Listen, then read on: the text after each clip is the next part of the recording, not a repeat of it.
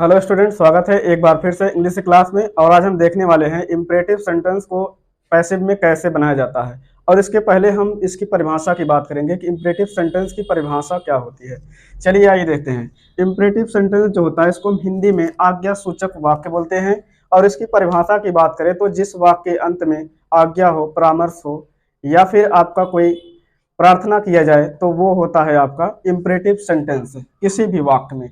और इसकी सबसे बड़ी पहचान होती है कि इस वाक्य में यू जो होता है छिपा रहता है, यानी यू जो सब्जेक्ट होता है आपका वो छिपा रहेगा, दिखेगा नहीं, हाइड रहेगा।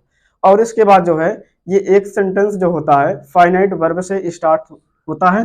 ये आपका इम्परेटिव सेंटेंस की पहचान है सबसे बड़ी। जैसे अगर हम इसके उदाहरण की बात करें तो लिखा गया है प्लीज गिव मी, यहाँ पे मी रहेगा, please give me a glass of water. तो ये क्या हो गया, इसमें ये जो सेंटेंस है ये एक फाइनाइट वर्ब से स्टार्ट हुआ है और लास्ट में आपका फुल स्टॉप आया हुआ है। तो इससे ये पता चला कि हमारा सेंटेंस है इम्परेटिव सेंटेंस है। साथ ही साथ इसमें यू छिपा है। जैसे अगर हम बात करें कि कृपया मुझे एक गिलास पानी दो, तो यहाँ पे यू जो है छिपा है, इसको हम बोल नहीं सकते हैं, यानी लिख नहीं सकते हैं, बोला जा सकता है। यहाँ पे इम्परेटिव सेंटेंस में सबसे बड़ा ये फार्मूला होता है। आइए अब हम इसके पैसिव जो होते हैं, पैसिव में इसको कैसे बनाया जाता है हम इसको देखेंगे।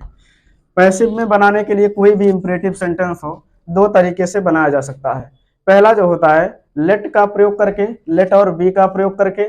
दूसरा होता है अगर कोई भी सेंटेंस है तो यू आर के साथ उसमें जो है आर्डर हो या फिर रिक्वेस्ट हो, चाहे आर्डर हो चाहे आपका रिक्वेस्ट हो या फिर एडवाइस हो, अगर आ रहा है तो इसमें हम यू आर के साथ प्रयोग करके संपूर्ण सेंटेंस को लिख देते हैं। जैसे आइए हम इसी उदाहरण की बात कर लेते हैं।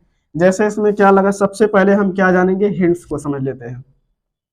हिंट्स में अगर आपको लेट्स के अनुसार बनाना है, लेट के अनुसार, तो सबसे पहले हम लेट का प्रयोग करेंगे, फिर यहाँ पे हम ऑब्जेक्ट का प्रयोग करेंगे, ऑब्जेक्ट का प्रयोग कर देंगे। फिर उसके बाद हम यहाँ पे मेन वर्ब की थर्ड, यहाँ पे जो हो जाएगा ऑब्जेक्ट के बाद बी का प्रयोग करेंगे, बी के बाद मेन वर्ब का थर्ड फॉर्म इसमें प्रयोग करते हैं, फिर प्लस में अदर वर्ड हम उतार देते हैं। ये फार्मूला आपको आगे काम आने वाला है, इसको उतार लीजिए।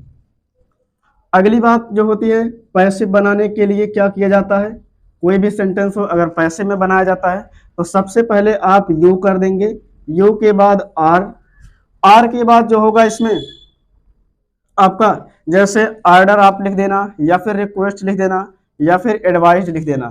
तो यू आर चाहे आर्डर्ड कर दो या फिर रिक्वेस्ट कर दो या फिर एडवाइस कर दो, तो यहाँ पे आप कुछ भी लिख सकते हो।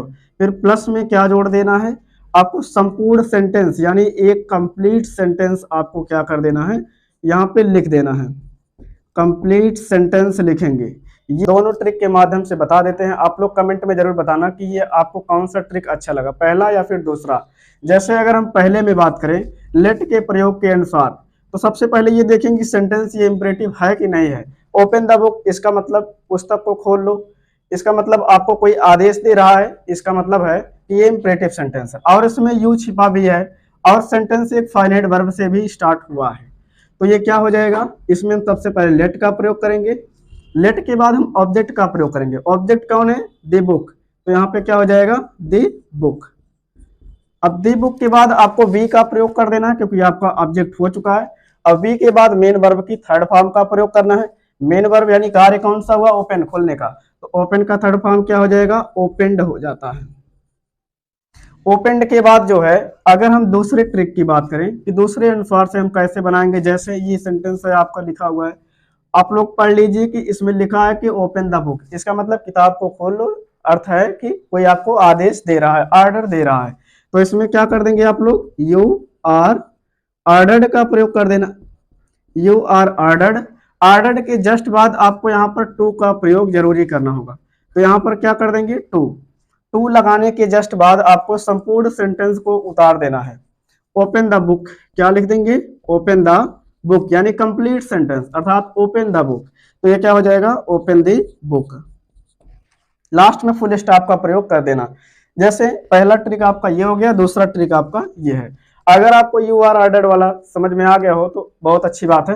दूसरा सेंटेंस है gate out of the room, जैसे इसमें क्या कहा गया है, gate out of the room, इसका मतलब आपको रूम से बाहर किया जा रहा है, तो आपको कोई ना कोई आदेश दे रहा है, ऑर्डर दे रहा है, तो इसमें क्या हो जाएगा, gate out of the room. आप चाहे जिस ट्रिक से आप लोग बना सकते हैं, तो ये क्या हो जाएगा, जैसे हम मान लीजिए ये ट्रिक आपको अच्छा लगा तो यू आर का प्रयोग कर देते हैं, जैसे यू हो जाएगा are ordered, you are ordered to, to के बाद आपको कंप्लीट सेंटेंस उतार देना है, to get out, to get out of the classroom, of the classroom. इस प्रकार आपका complete imperative sentence with example समाप्त हुआ। अगर वीडियो अच्छा लगा होगा तो लाइक कीजिए, सब्सक्राइब कीजिए और शेयर कीजिए। Thanks for watching.